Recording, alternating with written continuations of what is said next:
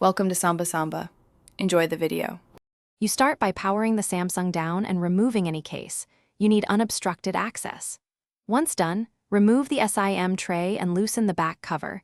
Use a plastic pry tool to avoid crushing clips. Make sure to keep screws organized as you go. This prevents confusion when reassembling. You're doing this to isolate the mechanical button area. Getting straight to the chassis reduces risk of damaging screens or flex cables, which is why careful, steady motions matter now. You next disconnect the battery connector so you don't short circuits while working on the volume flex. Then, unfasten the specific screws and gently lift the bracket holding the button assembly. Keep track of screw sizes by location. Carefully disconnect the button flex cable with tweezers and replace the button housing, aligning it precisely so the mechanical travel matches the frame.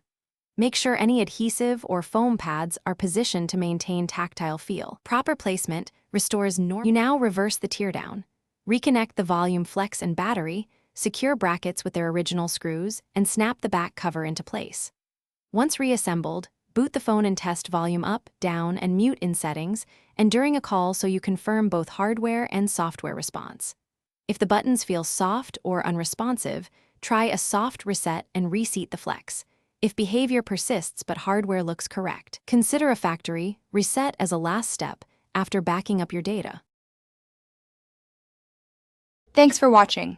Consider subscribing if we helped you.